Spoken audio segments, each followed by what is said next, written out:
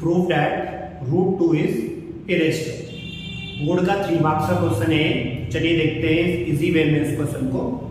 Prove that root 2 is irrational. Step by step इसको समझेंगे। तो सबसे पहला स्टेप जो इसमें लेते हैं कि सबसे पहले जो भी आपको नंबर इरेशनल प्रूव करना है उस नंबर को आप रेशनल लेंगे। ठीक है, रेशनल उसको एज्यूम कर लेंगे। ठीक, लेट रूट 2 बी रेशनल।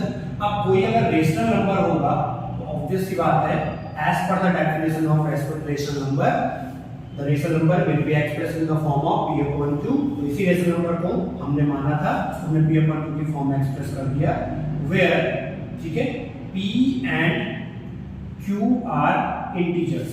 ठीक है, p एंड q यहां पर क्या होंगे, इंटीजर्स आपके होंगे, एंड ठीक है को प्राइम। ठीक है, और साथ में क्या होंगे, को प्राइम होंगे। अब को प्राइम नंबर क्या होते हैं, ऐसे जिनका कॉमन फैक्टर या हम कह सकते हैं कि जिनका एचसीएफ कितना आता है, 1 आता है। ठीक है, जिनका एचसीएफ कितना आता है, कॉमन फैक्टर या एचसीएफ जो आएगा वो कितना आएगा, 1 आएगा।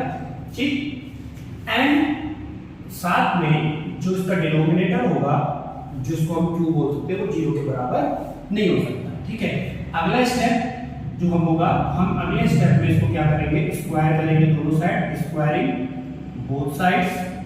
ठीक है, तो जब स्क्वायर किया तो इधर भी स्क्वायर एंड देन इधर भी स्क्वायर, सॉल्व करके 2 is equal to p square upon q, same way में sorry q square and q square is equal to p square upon q। ठीक है, यहां हम लिखेंगे कि 2 डिवाइड्स p स्क्वायर। तो देखो 2 p स्क्वायर को डिवाइड कर रहा है तो कुछ ना कुछ एक क्वांटिटी q स्क्वायर निकल के आ रही है। ठीक है, सो 2 also divides p। ठीक है, जब 2 p स्क्वायर को डिवाइड करेगा तो ऑब्वियस सी बात है वो p को भी डिवाइड करेगा। ठीक है, नेक्स्ट स्टेप में let p is equal to 2r, और इस p की वैल्यू 2r को आप उठा के इस वाली इक्वेशन में रख देना है।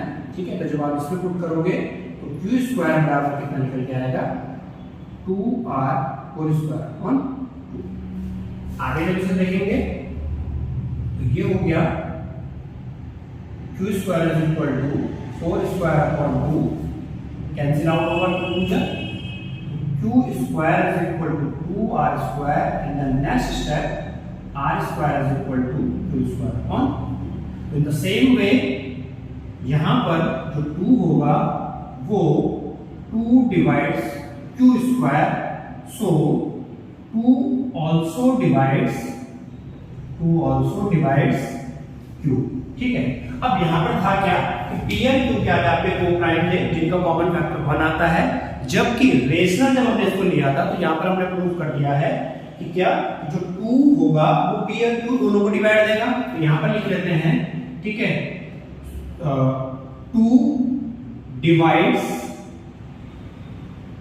p एंड q, ये हमने प्रूव करके लिखा। सो 2 इज अ कॉमन, ठीक है, 2 is a common factor of p and q। 2 क्या होगा, p एंड q का कॉमन फैक्टर होगा। ठीक है, but p and q are coprime, और ये हम ऊपर लिख चुके हैं कि p और q क्या है, को प्राइम है। अब देखो ऐसा पॉसिबल हो नहीं सकता ना कि p और q को प्राइम भी हो और साथ में को प्राइम का मतलब है कि दोनों का जो कॉमन फैक्टर है वो 1 आ रहा होगा।